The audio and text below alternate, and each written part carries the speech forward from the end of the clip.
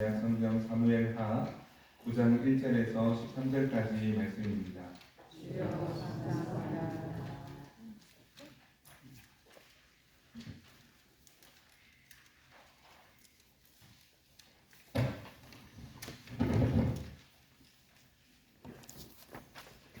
구장 1절에서 13절까지 말씀 우리 한 절씩 교독하시겠습니다. 다윗이 이르되 사울의 집에 아직도 남은 사람이 있느냐? 내가 요나단으로 말미암아 그 사람에게 은총을 베풀리라 하니라.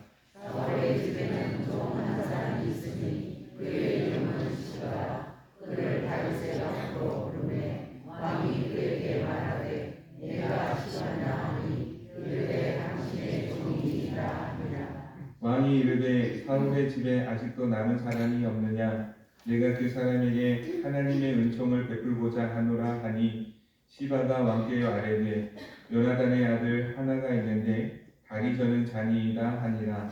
왕이 그에게 말하되 그가 어디 있느냐 하니 시바가 왕께 아뢰되 도도라 하나님의 아들 다윗의 집에 있나이다 하니라. 다윗 왕이 사람을 보내어 로드발 암미엘의 아들 마길의 집에서 그를 데려오니 사울의 손자 요나단의 아들 무비보셋이 다윗에게 나와 그 앞에 엎드려 절하매 다윗이 이르되 무비보셋이여 하니 그가 이르기를 오소서 당신의 종이니이다. 다윗이 그에게 이르되 무서워하지 말라. 내가 반드시 내 아버지 요나단으로 말미암아 내게 은총을 베풀리라. 내가 네 할아버지 사울의 모든 밭을 다 내게 도로 주겠고 또 너는 항상 내 상에서 떡을 먹을지니라 하니 그가 절하여 이르되 이 종이 보시기에 왕께서 주우리가 나사는 뭐라고 하시느냐. 왕이 사울의 시종 시바를 불러 그에게 이르되 사울과 그의 온 집에 속한 것은 내가 다 내 주인의 아들에게 주었노니 너와 내 아들들과 내 종들은 그를 위하여 말을 하고 내 주인의 아들에게 장자식을 드리고 먹게 하라. 그러나 내 주인의 아들 무비보셋은 항상 내 상에서 떡을 하느니라. 시바는 아들이 15명이요 종이 20명이라. 시바가 왕께 아뢰되 내 주 왕께서 모든 일을 종에게 명령하신 대로 종이 준행하겠나이다 하니라. 무비보셋은 왕자 중 하나처럼 왕의 상에서 먹으니라. 무비보셋에게 그런 하나가 있으니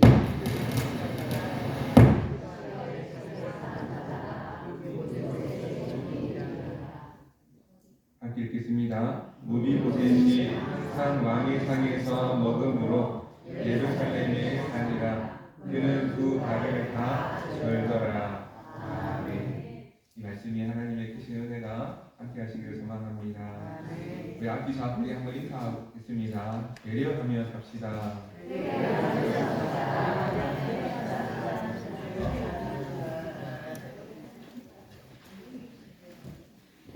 배려를 잘 하십니까?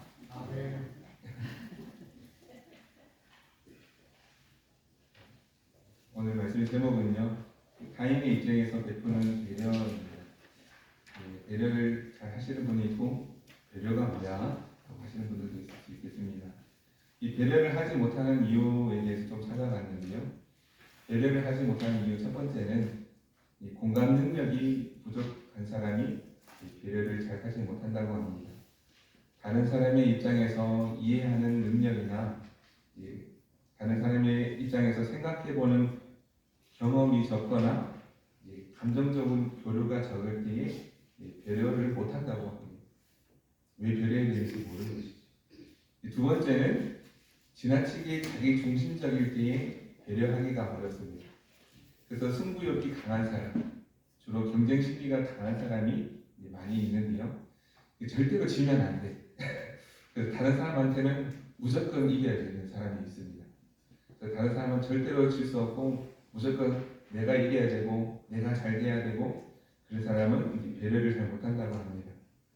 직원을 못 사는 사람이 있죠. 그래도 내가 너보다 낫지 하면서 자기는 칭찬하되 다른 사람은 흠을 잡는 자꾸 깎아내리는 것이죠. 못생기고 키도 작고 저 봐라 저 봐라 언니 보고 봐라 하면서 이제 남을 늘 깎아내리는 사람이 있습니다. 그런 사람은 이제 배려를 잘 못하는. 세 번째, 시간적인, 정신적인, 경제적인 여유가 부족할 때에 이 배려를 잘 못합니다. 그래서 여유가 없으니 이제 늘 바쁘거나 스트레스를 받거나 삶에 이제 바쁘니까 오히려 나 살기도 바쁜데 어떻게 다른 사람 배려합니까? 하고 못하는 사람이 있습니다. 하고 싶어도 못하는 경우도 있고, 그래서 바쁘다 보니까 여유가 없다 보니까 이제 그래도 좀 여유가 있어야 남을 도울 수 있고 또 시간적인 좀 여유가 있어야 뭔가도 할 수 있는데 없다 보니까 못하는 거예요. 네 번째, 어떤 사람이 배려를 못하는가? 어렸을 때부터 늘 부정적인 경험을 한 사람이 나중에 시간이 지났을 때에 배려하지 못하는 경향이 있다고 합니다. 그래서 배려를 배운 적이 없습니다.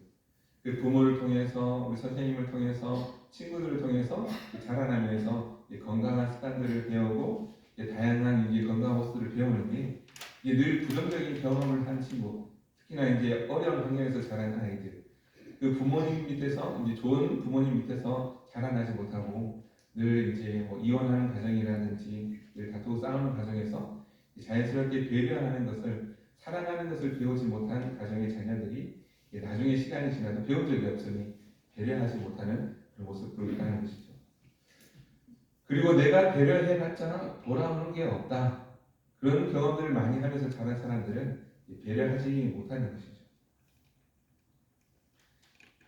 여섯 번째, 상처받지 않기 위해서 거리를 둔다.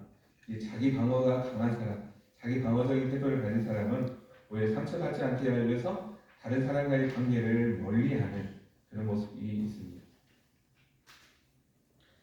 성도님들 어떻습니까? 배려를 잘 하십니까? 잘 못하시는군요. 어쩐지. 그래서 배려를 잘 할 수 있어야 되지 않겠습니까? 우리 그리스도인들은 배려를 잘 해야 되는데 이런 여러 가지 요인들로 인해서 배려하지 못하는 모습들이 많다. 그런 면에서 보면 오늘 말씀에는 다윗이 배려하는 그런 모습을 보게 됩니다. 다윗이 무비보셋이라고 하는 요나단의 아들이 있는데 갑자기 생각이 난 것 같아요. 요나단이 갑자기 생각이 나서 요나단이 생각하고 그 자손이 누구 남은 사람이 없는지 그래서 찾아보니 무비보셋이라는 아들, 다리저는 아들이 하나 있는데 그 아들을 극진히 대접하는 그런 모습들이 오늘 말씀 가운데 나와 있습니다. 배려하는 모습, 그것이 우리 그리스도인에게도 필요한데요. 배려함으로 말미암아 함께 좋은 관계를 맺고 더 나아가서 더 풍성해지는 은혜를 나누는 그 삶이 그리스도인의 모습 아니겠습니까? 그래서 오늘 말씀을 통해서 우리도 배려의 모습을 배우고 배려할 줄 아는 그런 사람의 모습이 되었으면 좋겠습니다. 우리 유인물 다 받으셨지요? 우리 1번부터 한번 보면서 같이 보겠습니다. 다윗의 친한 친구는 누구였습니까? 그는 어떻게 되었습니까? 9장 1절 말씀 다시 한번 읽어보겠습니다.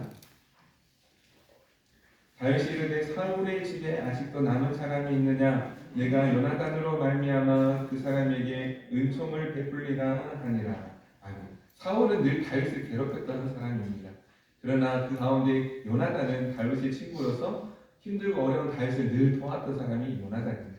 그래서 요나단을 통해서 요나단을 생각하고 그래서 그 요나단을 통해서 배려하고 싶은 마음이 있었습니다. 요나단은 다윗의 친구였죠. 그래서 사울의 아들로 전쟁터에서 길보아 산에서 사울과 함께 요나단이 죽게 됩니다. 온 가족이 죽을 때에 무비보셋이 그 몰락한 가문의 왕자로서 있었지만 가문이 몰락할 때에 급히 도망하다가 그 요모가 무비보셋을 떨어뜨립니다. 그래서 다리를 크게 다치게 되죠. 그때부터 절개되었다는 성경에 나오는데요. 요나단의 아들이었습니다. 이번 다윗을 죽이려고 했던 사울이 죽은 후 다윗 왕은 사울의 집에 남은 사람을 찾았습니다. 그 이유는 무엇입니까? 우리 2절 3절 다시 한번 읽어보겠습니다. 사울의 집에는 종 한 사람이 있으니 그의 이름은 시바라. 그를 다윗의 앞으로 부르매 왕이 그에게 말하되 내가 시바냐 하니 이르되 당신의 종이니이다 하니라. 왕이 이르되 사울의 집에 아직도 남은 사람이 없느냐? 내가 그 사람에게 하나님의 은총을 베풀고자 하노라 하니 시바가 왕께 아뢰되 요나단의 아들 하나가 있는데 다리저는 자니이다 하니라. 그래서 다윗을 죽이려고 했던 사울이 죽은 후 다윗 왕은 사울의 집에 남은 사람을 찾고 그에게 은총을 베풀고자 합니다. 이게 참 어떻게 보면은 이제 사울 생각하면 늘 자신을 괴롭히려고 했던 사람, 죽이려고 했던 그 사람 생각하면 이를 갈고 이제 복수하고 싶은 마음이 참 클 것 같은데 이 다윗은 참 이렇게 건강한 가정에서 태어나고 이 배려가 몸에 배인 듯합니다. 그래서 늘 어렵고 힘든 사람을 도와주고 다윗의 주변에는 늘 좋은 친구들이 많이 있었는데요. 그래서 아무래도 다윗의 성품이 좋아서 그렇게 되지 않았는가. 이 배려하는 성품, 착한 성품이 그에게 큰 장점이지 않았는가 싶습니다. 그래서 다윗은 사울 생각하면 죽이고 싶겠지만 늘 미워한 마음 들 수 있겠습니다만 좋은 친구, 어려울 때 자신을 도와주었던 요나단을 생각하면서 돕고자 하는 마음이 있었다는 것입니다.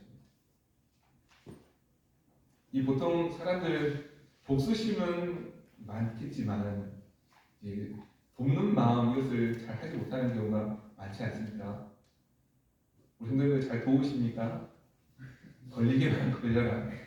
반드시 2배, 3배로 갚아줘야 되는 것이 보통 사람의 마음인 것 같은데 성경 말씀은 늘 이해하고 도와주고 손해보고 그렇게 이야기하십니다. 예수님께서 그렇게 사신 것 아니겠습니까?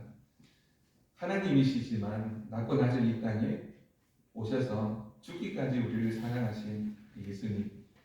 이 성경적인 방법은 늘 예수님의 모습을 닮아서 손해보고 배려하고 이해하고 돕는 것인데 그렇게 하지 못하는 경우가 많습니다. 한 대 맞으면 꼭 2대 때려줘야 이제 속이 시원한 것이 우리 사람의 마음이 아닌가. 그래서 그 마음을 내려놓고 그래도 손해보고 이해하고 도와주고 그것이 그리스도의 마음인데 그 마음을 가져야 된다고 말씀하시는 것 같습니다. 그 마음이 돕는 마음이 다윗의 착한 마음이 우리에게 있었으면 좋겠습니다. 3번입니다. 다윗은 사울의 집안에 남은 사람을 데려오게 했는데 그는 누구였으며 당시 그의 상태는 어떠했습니까? 3절에서 6절까지, 4절에서 6절까지 읽어보겠습니다. 왕이 그에게 말하되 그가 어디 있느냐 하니 시바가 왕께 아뢰되 로드발 암미엘의 아들 마길의 집에 있나이다 하니라. 다윗 왕이 사람을 보내어 로드발 암미엘의 아들 마길의 집에서 그를 데려오니 사울의 손자 요나단의 아들 무비보셋이 다윗에게 나와 그 앞에 엎드려 절하매 다윗이 이르되 무비보셋이여 하니 그가 이르기를 보소서 당신의 종이니이다. 이렇게 말씀하고 있습니다. 그 무비보셋이 있는데요. 무비보셋은 사울의 손자요 요나단의 아들이고 다윗에게 나와 당신의 종이다라고 하면서 겸손한 모습을 보여줍니다. 앞에서 말씀드린 것처럼 마지막 사울 왕이 죽고 아버지 요나단도 죽을 때에 그때의 나이가 무비보셋의 나이가 6살이었는데 유모가 급히 안고 도망가다가 그만 떨어뜨리게 될 때에 다리를 크게 다쳐서 2 다리를 다 절게 되었다는 것이죠. 그 몰락한 집안의 왕자로 산다는 것은 큰 어려움이 있습니다. 몰락한 왕가의 자녀들을 다 죽이는 그런 모습들이 많이 있었는데요. 우리나라에도 조선시대 그 역사를 보면은 이제 왕의 자리를 차지하기 위해서 피바람이 부는 경우들이 굉장히 많지 않습니까? 3대를 멸하고 그저 가족이라는 이유만으로 모함을 하기도 하고 그래서 다 죽이는 그런 잔인한 모습들이 굉장히 많은데 역시 이 시대에도 마찬가지였을 것입니다. 몰락한 가문의 왕 그것도 이제 늘 그런 얘기 들었겠지 않겠습니까? 이제 사울은 다윗을 시기하여 질투하면서 다윗을 조심해라 그런 얘기들도 많이 했을 것 같습니다. 다윗이 왕의 자리를 빼앗을지도 모른다. 아마 무비보셋이 어렸을 때부터 그런 이야기를 듣고 자랐다면 얼마나 무섭고 두려운 마음에 그렇게 살았겠습니까? 그런데 막상 다윗이 불렀어요. 다윗 앞에 있으니 그 마음에는 얼마나 두렵고 떨리는 마음이 있었을까? 4번입니다. 다윗은 무비보셋을 어떻게 대했습니까? 7절 말씀입니다. 다윗이 그에게 이르되 무서워하지 말라. 내가 반드시 내 아버지 요나단으로 말미암아 내게 은총을 베풀리라. 내가 내 할아버지 사울의 모든 밭을 다 내게 도로 주겠고 또 너는 항상 내 상에서 떡을 먹을지니라 하니. 다윗이 무비보셋을 배려해서 모든 그 사울의 그 받을 밭을 무비보셋에게 주고 항상 다윗의 상에서 같이 떡을 먹게 하겠다. 왕자로서 이제 대우해 주겠다는 것이죠.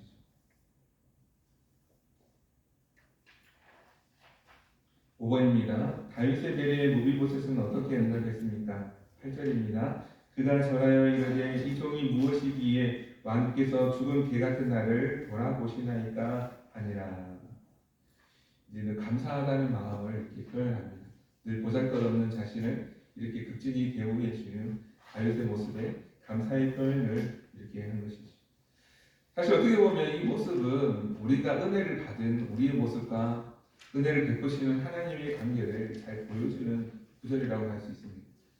우리를 볼 때 무비보셋과 같이 이제 죄로 인해서 죽을 수밖에 없는 우리를, 부족하고 흠이 많은 마치 다리를 저는 무비보셋과 같이 흠이 많고 부족한 우리를 그저 한량없는 은혜로 하나님께서 우리에게 찾아와 주시고 만나 주시고 은혜 베풀어 주시고 우리 모든 죄를 용서해 주시고 구원을 베풀어 주시는 마치 죽은 개 같은 그런 무비보셋을 살리신 다윗처럼 마치 우리도 죽은 이런 연약한 자를 살리시기 위해서 그저 하나님께서 우리를 찾아오시고 만나 주셨다는 것이고, 그래서 은혜라고 부르는 것입니다. 우리가 스스로 구원할 수 없고 우리 스스로 이 상황을 바꿀 수도 없는 연약한 힘도 없는 사람이지만 다윗이 그 환경을 바꾸어 주었던 것처럼 하나님께서 우리를 찾아와 주시고 만나 주시고 바꾸어 주셨다는 것입니다. 그래서 은혜인 것입니다. 6번입니다. 다윗은 사울 집안에 남아있는 사람들을 어떻게 배려했습니까? 9절 10절입니다. 왕이 사울의 시종 시바를 불러 그에게 이르되 사울과 그의 온 집에 속한 것은 내가 다 내 주인의 아들에게 주었노니 너와 내 아들들과 내 종들은 그를 위하여 땅을 갈고 거두어 내 주인의 아들에게 양식을 대주어 먹게 하라. 그러나 내 주인의 아들 모비보셋은 항상 내 상에서 떡을 먹으리라 하니라. 시바는 아들이 15명이요 종이 20명이라. 그래서 뭔가 할 수 있는 세상의 배려를 하는 다윗의 모습을 보게 되고요. 모비보셋은 이제 항상 왕의 상에서 먹게 되는 모습을 보게 됩니다. 7번 모비보셋에게는 어떤 장애가 있습니까? 그리고 모비보셋과 어린 아들은 다윗에게 어떤 대우를 받으면서 남은 여생을 살았습니까? 앞에서 말씀드린 대로 떨어져서 급히 도망하는 중에 떨어져서 다윗을 절게 되었고 항상 왕 앞에서 왕의 아들로서의 대우를 받으면서 살게 되었다.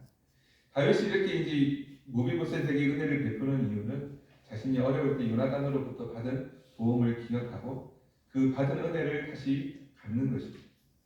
갚고자 하는 그의 마음이 있었고 어느 날 문득 그에게 그 생각이 들었던 것 같습니다. 그래서 이제 찾아야 되겠다. 받은 은혜를 갚아야 되겠다.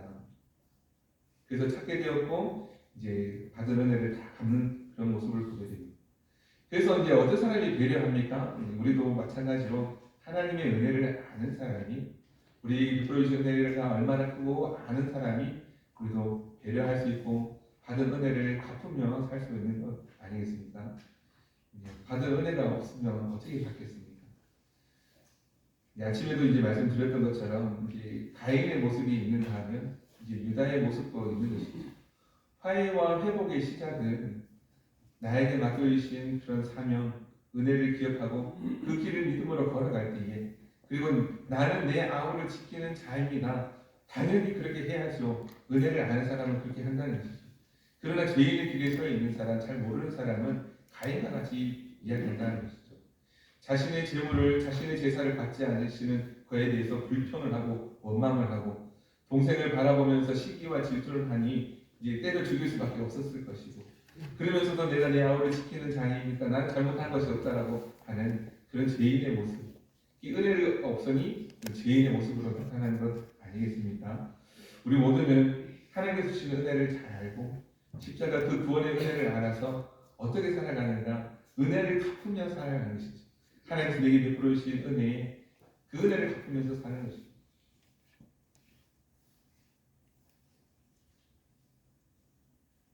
이번으로 넘어가겠습니다.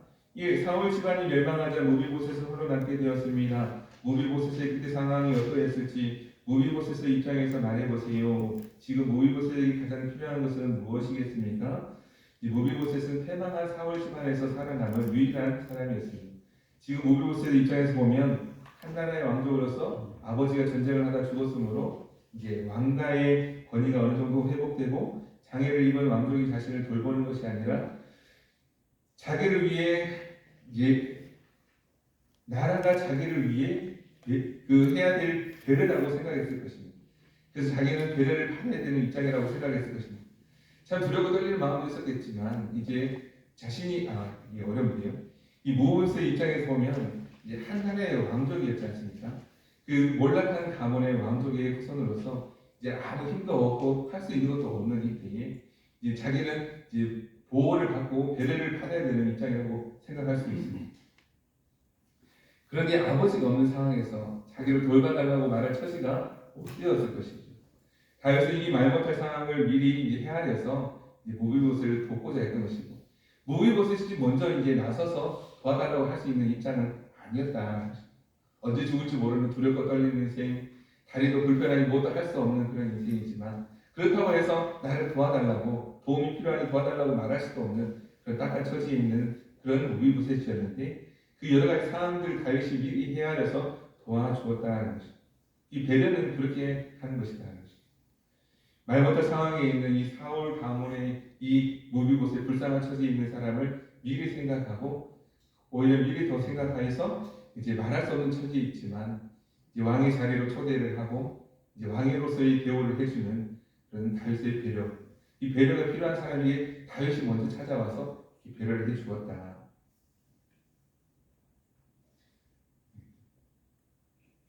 2번입니다. 배려의 사전적 의미는 도와주거나 보살펴 주려고 마음을 씀입니다. 즉 상대방이 처한 환경에 대한 사랑과 관심을 갖고 잘 보살펴 주는 것을 말합니다. 한자어의 상대방과 처지를 받고 생각하라는 뜻의 역지사지가 있습니다. 무비보셋을 생각하며 은혜를 베푼 다윗의 배려심은 어디에서 나온 것일까요?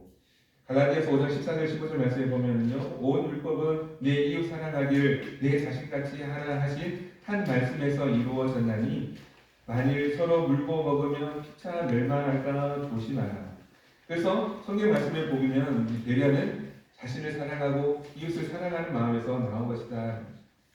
다윗이 무비보셋을 보살펴 준 이유는 사울과 요나단을 생각했기 때문이고 받은 은혜를 기억하며 갚을 수 있었던 것이고, 특히 무비보셋의 입장에 고려해 봤을 때 안타깝고 딱한 처지에 있는 것을 먼저 생각해서 도와주는 이제 다윗의 배려인 것입니다. 자, 3번입니다. 다윗이 무비보셋뿐 아니라 무비보셋의 아들까지 배려한 것과 그의 종 시바를 통해 무비보셋을 왕처럼 잘 섬기도록 배려한 것에는 어떤 의미가 있습니까? 이것을 통해 깨달은 바람직한 배려심이 무엇인지 말해보세요. 그래서 배려는 자기 중심이 아닌 상대방의 입장에서 생각하는 것입니다.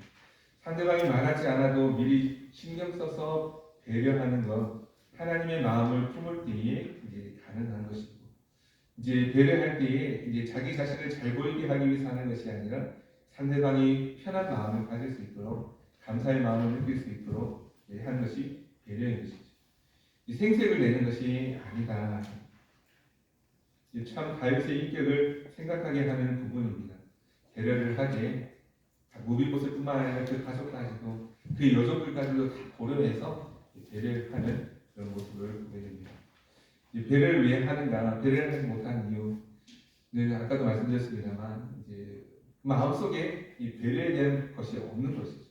없으니 못하는 것이고 생각 속에 배려의 마음이 없으니, 배려에 대한 생각이 없으니, 배운 적이 없으니, 알지 못하니 나오지 못하는 것인데, 이제 우리 말씀을 이렇게 하시는 이유도 우리는 이제 배려의 삶을 살아가라고 말씀하시는 것 아니겠습니까? 이 모습을 통해서 배려의 모습도 배우고 우리를 사랑하시는 하나님의 사랑을 알고 그 사랑을 전하며 나누며 베풀며 살아가는 모습이 그리스도인의 삶이라고 말씀해 주시는 것입니다. 그래서 배려를 많이 해야 될 줄로 믿습니다. 그래서 우리가 배려의 모습이 많이 있어야 됩니다. 지금도 보면은 계속 시대는 어려워져 가는데 무서운 세상이 되고 있지 않습니까? 누구에게 말 거는 것도 어려워지고 혹시나 큰 이제 내 패권을 당하지는 않을까? 이제 사람들 잘못 만났다가는 큰 어려움을 겪을 수도 있고, 그런 상황 가운데 있는 것은 사실 어떻게 보면 우리가 그동안 배려를 많이 하지 못했기 때문에, 빛과 소금 역할을 잘 감당하지 못했기 때문에 그런 것 아니겠습니까? 서로를 믿을 수 없는, 신뢰할 수 없는 시대를 되어가고 있는 것은 우리가 그만큼 영향력이 없었고 그만큼 배려하지 못했고 그만큼 더 사랑하지 못했기 때문이 아니겠습니까? 지금부터라도 우리가 더 이제 배려하면서 살아가는 모습이 되어야 될 줄로 믿습니다. 또 아까 이제 낮에도 이제 그 천막 그 사장님이 오셔가지고 물론 이제 장사를 하기 위해서 오셨겠지만 그래도 이제 그 이제 말씀하시는 것을 들으니까 그래도 작은 시골 교회 집사님이시고 차는 좋은 거 타고 다니시는데 이 시골 교회 집사님이시고 또 이제 어려운 교회 건축을 위해서 하신다고 하니까 그래도 이제 작은 짧은 시간이지만 그래도 돕고자 하는 마음이 생겨서 그래도 물론 속마음이 어떤지 잘 모르겠습니다만 그래도 돕고자 하는 그 마음이 생겨서 이렇게 이제 시간을 내어드리게 되었는데요. 그래서 우리가 이제 점점 이렇게 믿을 수 없는 사회가 되어가고 있는데 우리가 그래도 좀 더 믿을 만한 사회를 만들어 가기 위해서는 배려가 필수적이다라는 거죠. 그래서 배려를 잘 담으시고 익히시고 배우시고 그래서 배려가 삶이 되었으면 좋겠습니다. 그래서 배려가 삶이 되고 그 나눔을 통하면서 그 상대방의 입장에서 이해함을 통해서 또 좋은 관계들이 맺어져 가고 앞으로 아름다운 관계들이 계속해서 맺어져 가는 그런 모습이 되었으면 좋겠습니다. 밑에 네모 한번 읽어보겠습니다. 지도자를 고귀하게 만드는 성품. 1975년 어느 날 일본 내셔널 제품으로 유명한 세계적인 기업가 마쓰시다 회장이 오사카의 한 레스토랑에 들러 식사했습니다. 그런데 회장은 주문한 스테이크를 절반밖에 먹지 않았습니다. 먼저 식사를 끝낸 회장이 담당 요리사를 불렀습니다. 뭔가 큰 잘못을 저지른 것 같이 바짝 긴장한 요리사에게 회장이 말했습니다. 오늘 스테이크를 절반밖에 먹지 못했습니다. 맛이 없어서가 아니라 올해 내 나이가 80세다 보니 식욕과 식사량이 예전 같지 않았어요. 아, 그러세요. 요리사가 긴장을 풀며 대답했습니다. 내가 반밖에 먹지 않으면 주방장님이 기분이 상할 것 같아 이렇게 부른 것입니다. 맛은 최고입니다. 고맙습니다. 위대한 지도자는 다른 사람을 배려합니다. 예수님도 늘 우리를 배려하셨습니다. 죄짓는 연약한 인간인 우리를 쉽게 정죄하거나 무시하지 않으셨습니다. 끝까지 참고 최대한 배려하셨습니다. 그런 배려가 없었다면 우리는 구원받을 수 없었을 것입니다. 나 자신만 생각하지 않고 상대방이 불편해하지는 않는지를 생각하는 것이 배려입니다. 이것이 곧 이웃을 내 몸처럼 사랑하는 것입니다. 위대한 사람이 되고 싶습니까? 지금부터 다른 사람을 배려하는 성품을 기르십시오. 다른 사람이 위대하게 보일 때에 다른 사람이 당신을 위대하게 여길 것입니다. 그래서 이 배려는 이제 위대한 사람을 만드는 가장 기초가 됩니다. 그래서 이 성경적인 방법도 이럴 거 아니겠습니까? 우리가 믿음으로 살고 높여주는 삶을 살 때에 하나님께서 우리를 높여주는 하나님께서 우리를 삶을 통해서 영광 받으시고 하나님의 이름이 높여지고 하나님은 우리의 그런 모습을 통해서 높여주시는 그런 삶 서로가 서로를 돕고 높이는 그런 아름다운 관계를 맺어가는 것이 참 좋습니다. 요즘 배려하면 손해본다 이렇게 생각하는 사람들이 많습니다. 그죠? 그런 사람이 어딨냐? 그렇게 살면 바보 된다. 이 거룩한 바보가 되어보는 것이죠. 손해를 보는 것 우리가 손해보는 것 같아도 하나님께서 다 기억하시고 도우시고 채워주실 줄로 믿습니다. 이 서로 손해보는 것이죠. 서로 손해보고 손해 안 보실 것 같은데 예, 우리 손해보면서 삽시다. 우리 배려하면서 삽시다. 하지 않아도 되지만 다윗이 무엇이 답답해서 그렇게 하겠습니까? 그러나 받을 은혜가 있기에 감사함으로 돕는 마음 가지고 배려했던 것인데요. 우리도 받을 은혜가 많고 많이 있다면 많이 베풀며 도우며 살아가는 그런 모습이 되기를 소망합니다. 밑에 성실 성품 연습하기 배려의 기술 한번 더 읽어보겠습니다. 1. 상대방의 입장에서 생각하고 행동하자. 2. 상대방을 잘 관찰하자. 메모, 눈빛, 태도, 행동. 3. 많이 듣고 많이 묻자. 4. 사소한 감동을 주자. 5. 좋은 것을 양보하자. 6. 상대방을 높여주자. 이게 배려의 기술도 잘 익혀서 배려의 사람이 되었으면 좋겠습니다. 네, 기도하겠습니다. 사랑 많으신 하나님 아버지 늘 은혜와 사랑을 하심을 감사합니다. 하나님 아버지 오늘 이제 배려에 대해서 우리에게 말씀해 주셨습니다. 하나님 아버지 우리가 하나님께 받은 은혜 구원의 은혜 영생의 기쁨이 있다면 하나님 아버지 우리도 거저 받은 은혜 거저 베풀며 사는 것이 그리스도의 모습인 줄로 믿습니다. 하나님 아버지 우리가 거룩한 손해를 볼 수 있도록 거룩한 바보가 될 수 있도록 도와주시고 우리 다윗이 무비보셋을 생각하며 요나단에게 받은 은혜를 갑절의 복으로 갚았던 것처럼 하나님 아버지 비록 손해보는 것일 수 있으나 받은 은혜 갚으며 살아가는 저희를 되게 도와주시고 그렇게 서로 배려할 때에 서로 아름다운 신뢰가 회복될 수 있도록 도와주시고 이 세상이 조금 더 아름다워질 수 있게 하시며 하나님의 영광 나타내는 우리 성도들과 우리 교회가 될 수 있도록 도우시고 함께하여 주옵소서. 주를 위하여 헌신하고 주를 위하여 섬기며 주를 위하여 배려할 수 있도록 도와주시고 그로 말미암아 하나님께서 그 모습을 기억하여 주시사 하늘의 신령한 복들로 채워주심으로 말미암아 모든 것이 하나님의 은혜였음을 고백하는 모두가 되게 하여 주옵소서. 감사드리며 거룩하신 예수 그리스도의 이름으로 기도드립니다. 아멘. 찬송가